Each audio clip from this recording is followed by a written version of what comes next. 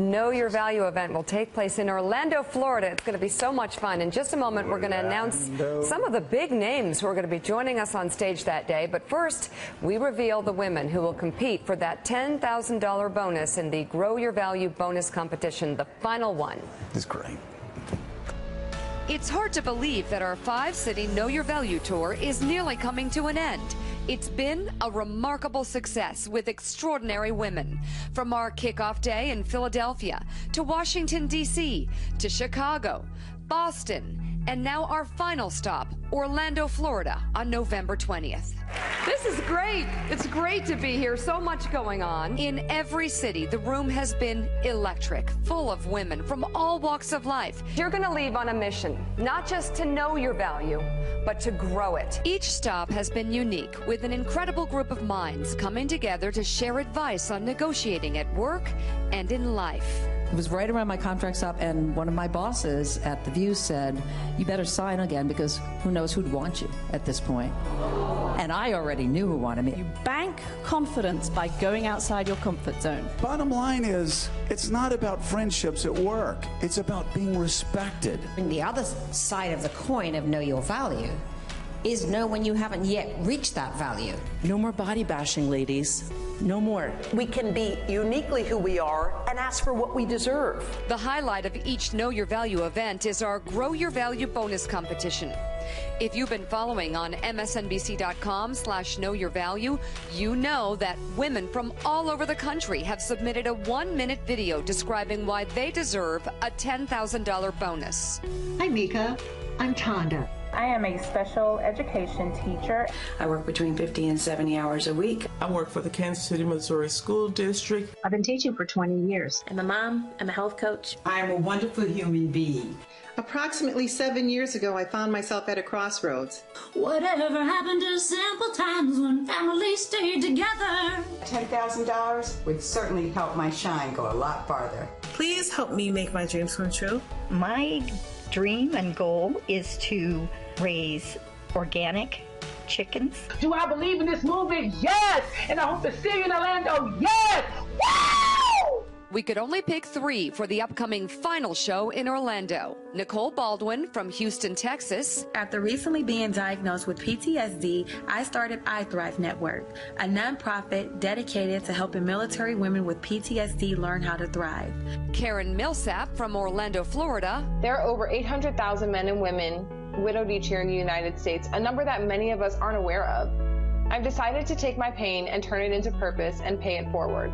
Michelle Ogden from Winter Park, Florida. Today, it is my passion to help women, not just with their finances, but with the untapped gold mine of potential so often trapped within each one of them. We recently surprised them with the news that they were chosen as the final 3. Thank you. Oh my gosh. Thank you so much. Thank you. Oh, this is a surprise to me. Oh, I'm so excited. Are you ready? Yes, I'm very passionate about this, so I'm ready. Do you think you can win? Oh, absolutely. I know I can win. Yes, I do. We'll see you there. Thank you, Mika. Oh, thank you. Bye-bye. Oh my gosh. Oh my gosh. Oh my gosh. Oh my gosh. I gotta call my husband. All of them will receive professional coaching from performance experts and will be styled out by Michelle Smith of Millie, preparing them for their live pitch on stage in Orlando on November 20th. We were just watching that, and Nicole started to tear up. Talk about America. I mean, that is America right there. It's America, and that's women, and that's why what happens at these events is nothing short of magical. I've become friends with the women that I've met. I got to go to Chicago, and I've become really close with some of the other presenters because something happens, and it's going to sound goofy because people at home watching on TV are going to throw their bagels at the TV when I say this, but something magical happens when you get a room full of women together. They don't talk about what party they're in. They don't fight about, you know, which candidate they like.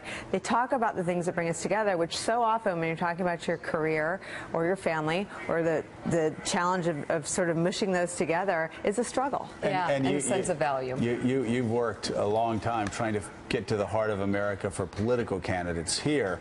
You look at those videos, man, Ain't that America? That's life. I mean, that's the core of... Great women, great contestants. We should note that Johnson & Johnson, JetBlue, and Millie are among the sponsors of the Know Your Value series. We can now reveal the names that are going to be in the Orlando event, November 20th. You can still get tickets, by the way. Look at this. We're going to have Martha Stewart, Rachel Ray as our keynotes, the executive director of Harper's Bazaar, Laura Brown, supermodel entrepreneur Emmy, editor-in-chief of Essence Magazine, Vanessa DeLuca, Nicole will be there, Caddy K will be there. The list goes on. For tickets and information, go to msnbc.com/knowyourvalue. Want to do that little acting stuff with me again? Anytime. Okay, you're good at it. You're good at being the biatch. That was fun. That does it for us. You're kicking it hard, winding it tight. Yeah, kicking it hard, winding it tight. MSNBC Live picks up our coverage after a quick break. See you guys tomorrow. Thank you for your patience.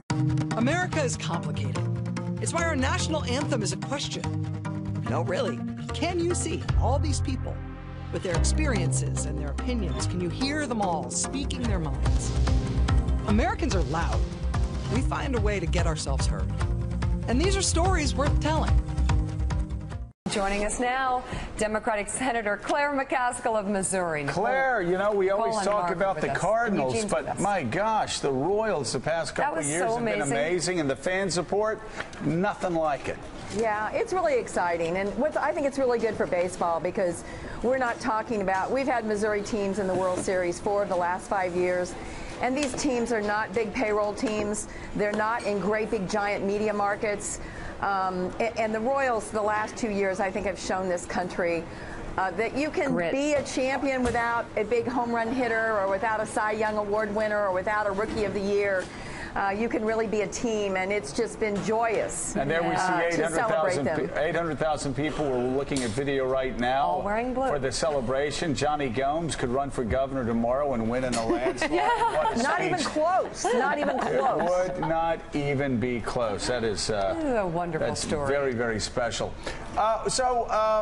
We had Senator Ben Sasse on earlier. Gave a great message. I would guess you and he have a lot of constituents who would share similar views on things, but he talks about how dysfunctional the Senate is. The Senate was, we Republicans complained, horribly dysfunctional under Harry Reid. Now we've got a Republican in charge, and we've got Republicans still complaining. It's horribly dysfunctional.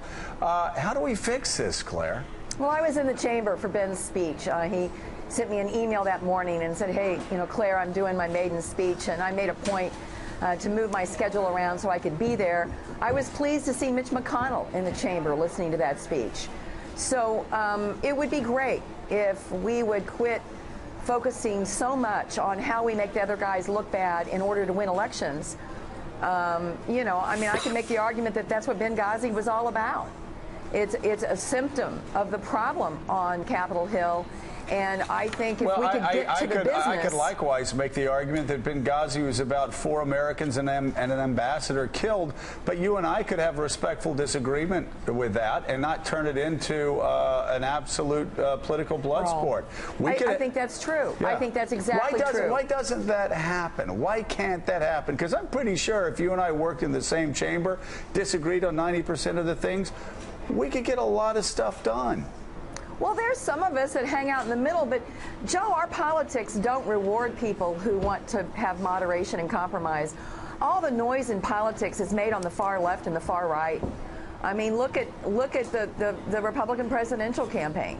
I mean, there isn't a lot of noise being made by any of those candidates about negotiation and compromise. It's all about appealing to the extreme bases. Well, you've got Hillary. Noise, well, and I can say on the other side, you've got Hillary Clinton, who said of all the enemies that she's made through the years, the enemies she's the proudest of are Republicans. Now, that's just a lie, because you and I both know Hillary Clinton, and you and I both know that Hillary Clinton worked very well with Trent Lott and other conservatives. In fact, Trent can't say enough nice things about how Hillary was as a senator. So why does she feel compelled to say that on the campaign trail? That's a sign of it. She doesn't say it on the campaign trail. She made a joke in the debate as she was listing, and she laughed when she said it.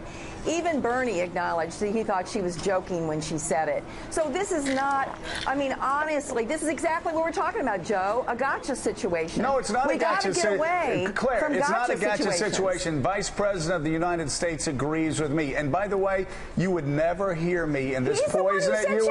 You would never hear me in this poisonous environment say that the proudest I had of having enemies would be Democrats. I always talk about my best friends in Washington still to this day are Democrats. Well, she doesn't say that on the campaign trail. She said it as an aside with a big smile on her face in a moment in the debate. And to capture that and decide we're going to blow that out of proportion. I'm not blowing it out of proportion. I'm just saying it's a sign of.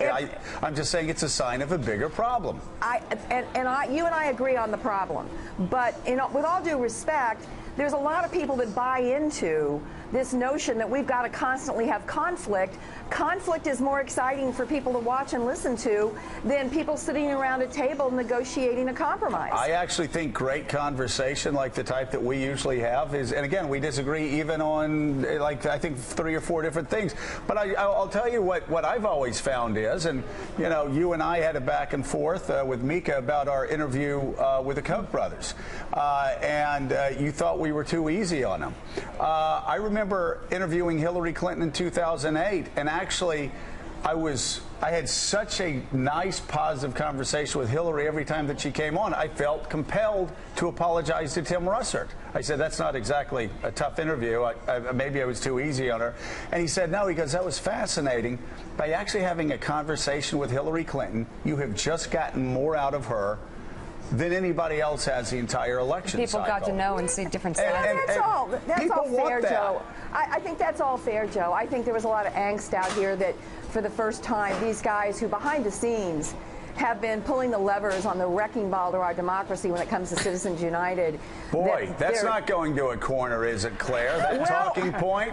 I mean, Claire, you listen, Claire, if you're going to talk the talk, you got to walk the walk and not demonize them. I could say the same thing about Trumka and what the unions do with Republicans and the nasty things they say.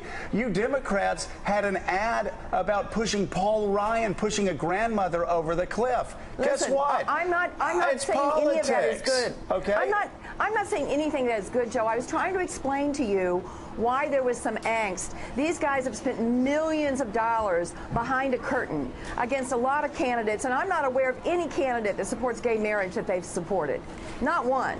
So I guess I was just saying that finally these guys are being interviewed, and we all had this probably unrealistic expectation that they would be asked some questions about what they've been up to. But wait, no, hold on a second. Hold on.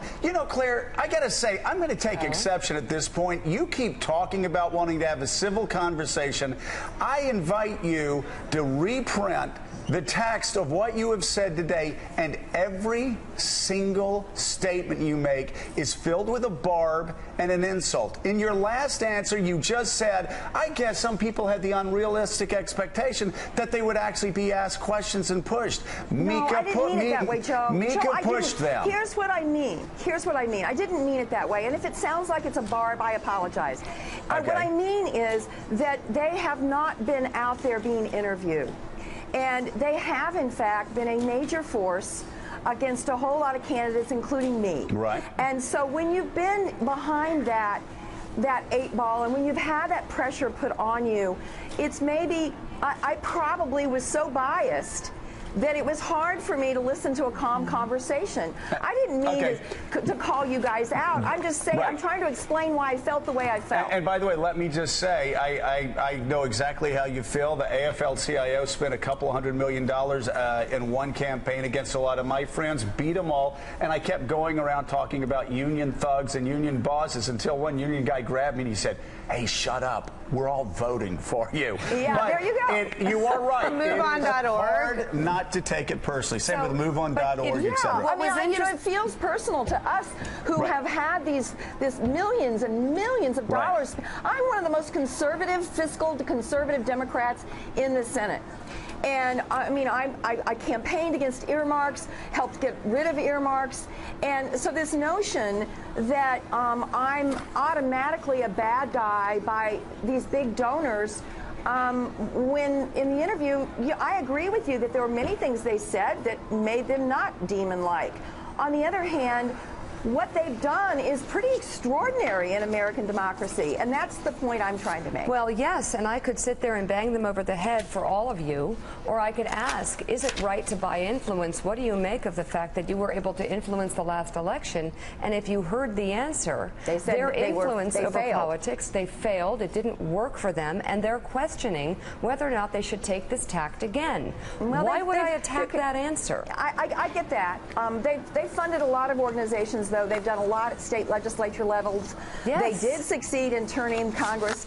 They funded a lot of Tea Party candidates. The AFP is primarily their organization, and they have been very successful both in congressional elections and Senate elections writ large. Right. So I think that I could argue that they have in fact, look at state legislatures where they've pounded plenty of money over the last few years. I mean, our state legislature in Missouri is a product of a lot of their work, and it is as extreme as you could possibly imagine right now on the far right, even though the majority of statewide elected officials are Democrats in Missouri. We shall see what happens moving forward, because certainly they are not pleased with a far-right social agenda of some of the people that they elect. Hey, let's actually get into some policy because she's here. Working with you started it, I didn't. Let's actually get into some policy here. It's been a fascinating discussion, but let's do business. First of all, drug pricing. There's a massive problem with drug pricing. I want to ask you, you want to get into this? You want to make drug pricing fairer? I ask, how do we do that and make sure that my son who has diabetes still has pharmaceutical companies that are able to reinvest to try to cure diabetes? Yeah, we've got to be very careful here, and that's why Susan Collins, the chairman, she and I work, speaking of bipartisan cooperation, she and I work very closely together on a lot of issues. She's the chairman of the committee, I'm the ranking member. Together, we are carefully going forward, and our initial investigation is around drugs that have been on the market so long, Joe, that they are now generic.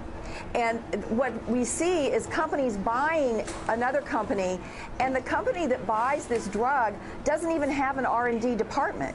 They're just slapping a new label on a drug that doesn't have a lot of competition out there because it's not widely prescribed. So we're looking at what is going on here with this incredibly obnoxious price increases of 5,000%, 800%. And so let me ask you this, when all they're doing is switching labels. So let me ask you this. That does sound obnoxious. That needs to get fixed. What do we do moving forward, though? We now, whenever you talk to scientists and people that are looking at what's going on, medical professionals, they tell you that we're getting some super drugs that are going to be able to cure cancer, super drugs that are going to be able to take care of Alzheimer's, and they're going to come with a really massive price tag at the very beginning. What are we going to do if somebody's dying of cancer and there's actually this groundbreaking science, which is just mind-blowing right now? What are we going to do? If treatment costs $300,000 and I can afford it for my children, but somebody in your district can't afford it for their children? Well, we're going to have to figure this out, and part of this investigation will be looking at the FDA process. Is it more onerous than it needs to be, or maybe more expensive than it needs to be? We don't want to cut corners on safety, obviously, but we want to look at that process. We also have to look and figure out about funding of research in this country. I mean, there are those on Capitol Hill that don't think investing in the National Institute of Health, NIH, is a wise use of taxpayer dollars. We have shown time and time again that is insanity. That NIH is really, really important to the issue you're talking about, because when we can help fund some of this research through academic institutions, then we're way out ahead when it comes to the costs of some of these drugs that could really save lives. So let me just say, and here's a place where I can agree. I think Republicans that want to cut back on NIH funding are fools, and I'll tell you why they're fools. Because if you look at the biggest price drivers, look at the things that I care about the most as far as the budget goes, it's long-term debt. Long-term debt is driven by Medicare and Medicaid. We can actually create a healthier America, and we can do that by investing on the front end in the NIH and other areas, and we can save trillions on the back end over the next generation. Well, let me take a slight shift on the topic of drugs, Senator. I'm a compassionate conservative, and I'm really happy to see my party moving on criminal justice reform and to see Chris Christie talking about drugs and addiction. Is the addiction issue and heroin abuse an issue in Missouri? And on this issue, can you work with Republicans? Of course. And I started one of the first drug courts in the country in 1993. Working with, was one of the few prosecutors, along with a prosecutor that ended up being fairly famous, Janet Reno in Miami. Most of the people that were pushing drug courts were not prosecutors. I believe very much that this is an issue everywhere in America, and I'm glad that both parties are talking about it. As you mentioned earlier, Hillary rolled out a very extensive plan on this the 1st of September because she heard this as she was moving around the country listening to people.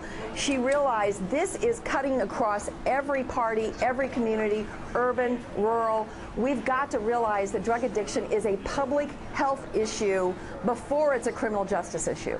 Senator Claire McCaskill, thank you very much. Thank you, Claire. Go Royals. Always fun. Go Royals. Hey, and go Chiefs. You started it, Joe. You brought up the Koch brothers. I didn't. You wanted to fight. Exactly. No, I didn't want to fight. I'm with Claire. I wanted us to show people, and I'm dead serious here, exactly what we show people every time you come on. I think it's terrific, and it's always good to be with you. You can debate, and you can get along, and you know, as I said last time, Claire came on and she was really tough, and people were like, oh, she really got you. I was like, we love Claire. Yeah. We respect Claire, and we love a real conversation. Claire, and thank you. God bless you, Claire, for always talking straight.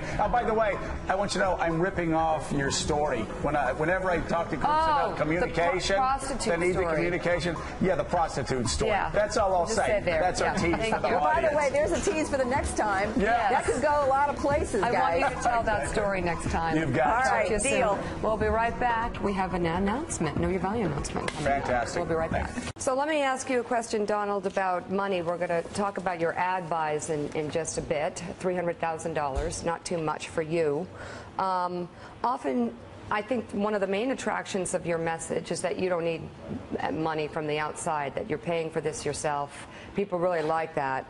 And you've often said that you don't have any use for big donors, specifically Sheldon Adelson, Paul Singer, and the Koch brothers. But here's what Politico is reporting. I don't know if you've seen this. Politico has learned that Trump or his surrogates have sought to build relationships, if not support, from all three of those donors, calling into question the billionaire real estate showman's repeated assertions that because of his wealth, he has no use for major donors. Were you reaching out for support and or money from those donors? No, we don't want any money. In fact, we sent, I mean, look, Politico is so dishonest in so many different things. This Politico website or whatever the hell they call it, I mean, they write about me.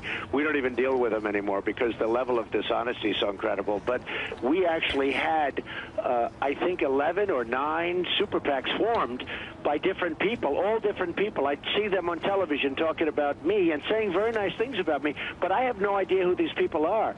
And I said, what's going on? And in theory, you're not supposed to know much about the people that are running it. And all of a sudden, I had all these super PACs. They had, I think, one called The Art of the Deal, named after my book. They had another one called something else. And I think we had either 9 or 11 of them formed. And we sent letters to them that we don't want your help. And, you know, in a way, I feel badly about it because some of them were probably legit where they really want to do a good job. Others were probably people that are taking money and they're going to have a very good life as people give them maybe $1 million in total, maybe much more than that. I don't know. But we actually terminated all super PACs. We don't want anything to do with them. We don't want them to advertise for us. We don't want anything. And we said it very loudly and very strongly. And I'll tell you what, this whole super PAC, it's a scam deal, and it is a horrible thing that's going on. Like tens of millions of dollars is being poured into these super PACs. In the case of Bush, in the case of Carson, the super PACs are literally running their campaigns. In Carson's case, the super PAC is running the Iowa campaign. And that's not allowed. You're not allowed to do that. But he shows up, they tell him where to go. I mean, the whole thing is ridiculous what's happening. Super PACs are a total scam, and we have disassociated ourselves from all of the super PACs. Mika, we had many of them set up, and we've disassociated ourselves from all of them. We don't want any of that money. Hey, Donald, it's Willie. So just to button that up, it wasn't just Politico. New York Times reported this. So you never had any conversations with Shelley Adelson or Paul Singer, big Republican backers who you've now criticized about your campaign? Only from the same. I don't know who Paul Singer is, and only if I had one conversation with Sheldon, and all he wants to do is protect Israel. But I don't want his money. I don't need his money. Hey, I am putting up my own money. I built an unbelievable company. I have a cash flow that's enormous. It's ridiculous. If you would have said that I would have been doing this kind of numbers 25 years ago, I would have laughed at you. The last thing I need, you're talking about peanuts for a campaign. I mean, it's actually not a lot of money. And no, I don't want to do. Okay. The only thing I can tell you is Sheldon Adelson is very well protected because I will take care of Israel.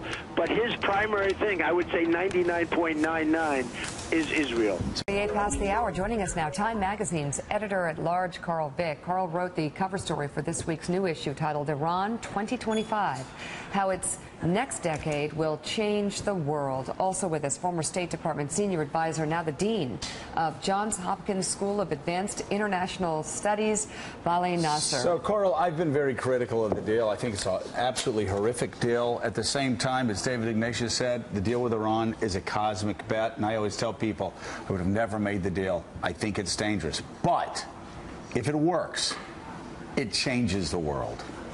Well, that's the deal. In a huge way. No, and I mean, in a way that Americans can never understand. It assumes the basis of this story. I went to Tehran to see. I hadn't been there in 9 years. It's like my 11th visit, but I'd been there a lot, and then I hadn't. And it's important to see what's changed since the last time I was there, because the whole premise of the nuclear deal is that Iran will change. It expires, it begins to expire in 10 years, and in 15 years they can run all the centrifuges they want and get a bomb back within reach. The UN will still be there inspecting all these things. But the idea is that it won't be the same Iran in 10, 15 years. So that's what the story takes a look at. And Vali, what's happening in Iran right now internally? They're arresting more Americans, locking more Americans up. Every day we hear more bad acting from the Iranians. Are these the hardliners assuring the hardliners in Iran that even though they made a deal with America, we're still the great Satan to them? Well, I think both countries signed this deal saying this is very specifically about the nuclear issue. It's not about opening up. That was the line here in Congress. It's also a line in Iran as well. They're going into an election season, and they actually don't want, I think, to have this issue of relations with America as a campaign issue in Iran. So very early off the bat, they're taking it off the table. And so we're going to see, and also that gives the hardliners much more room during the election campaign to basically aggressively campaign against the deal and say, okay, we signed this, but no more. Carl, we talk about it all the time. A lot of misperceptions in America since 1979 about the Iranians. First of all, not Arab. Secondly, incredibly educated. I say not Arab because call an Iranian an Arab, whoa, they'll knock your head off. But extraordinarily educated. They've got a 5,000-year history. It is a very complicated society, and women empowered in Iran in a way that they aren't empowered in many other Muslim countries. Very true. One thing that was really striking to me about this is, and I begin the article with it, is it used to be that the way the headscarf was worn was the way you told what was going on inside the country, right? It was like more hair, stronger for the reformists and the moderates, less hair, stronger for the hardliners. That's no longer a measure. The hardliners have given up on that issue. On the question of hijab, which doesn't seem like a big deal to us, but it was really core to revolutionary ideals and to enforcing a public morality. That they have just basically, since the 2009 Green Revolution, the tacit deal between them and the public is, you leave politics to us, and we're going to give you personal space. And that's a huge... There's these arrests now, and the hardliners are pushing back, but they've ceded a huge chunk of political space, not just personal space with that. In terms of the nuclear deal, just curious, how surprised are either of you that hostages and our journalists weren't a part of that, as not even beginning to talk until justice is... But I'm not surprised at all. I mean, to cut a deal, you have to narrow it about what the deal is about. The more but how can you cut a deal with someone who's holding... hostages, holding journalists hostages? How do you even go to the table? line? Well, if you want to have a deal about nuclear issue, it has to be about the nuclear issue. The more issues you connect Really? to Because we gave them weapons. It wasn't just about, I mean, I think the reason what Joe described is a lot of Americans have a lot of concerns because the Washington Post reporter is still in jail. He's been convicted since the deal was done. He's now serving a sentence, not just being held for questioning. And they're still screaming death to America on the streets of Iran. So I read how much have the sentiments of the Iranians changed toward us? And how can we trust them if we can't even trust that they're not going to wrongly convict Americans and throw them in jail? Well, there are different issues here. You go to a negotiations table, you're John Kerry, you sit there. To conclude a deal, you have to focus on what the deal is about. Right, but if you break into my house the night before and you steal all my stereo equipment, and then the next day you're telling me, trust me, I'm not going to come to your house next week with a shotgun and start blowing people away, I'm probably not going to start my negotiations with you until you return my damn stereo equipment. And by the way, there will be people that say that's simple-minded. That's not simple-minded logic. If you don't have a meeting of the minds and at least a good faith start, how do you begin any negotiations? Well, that's not the way we approach the negotiations. The issue of Iran's Was that regional... a mistake? Well, if I can't trust you in small things, how can I trust you in large things? Well, trust is a problem on both sides. But the key issue was that when we went to the negotiations table, the regional issues were not put on the table. The arrest of Jason Rezaian was not put on the table. Right. So we basically took away all the other issues away to just focus on the one thing that they could make a deal about. But there has been some good faith. I mean, the supposed mastermind of the Khobar Towers bombing, 5 weeks after the deal is signed, suddenly he's no longer under the protection of Hezbollah, and he's turned over to Saudi intelligence. No. It's convoluted. So there's layers and there's layers. And Rouhani's indicated that the Washington Post reporter might be. The new There's an important Time magazine article to read. Is on newsstands now. Carl, Vic, thank you very much. Vali Nasser, thank you as well. We will be back in a moment with more Morning Joe.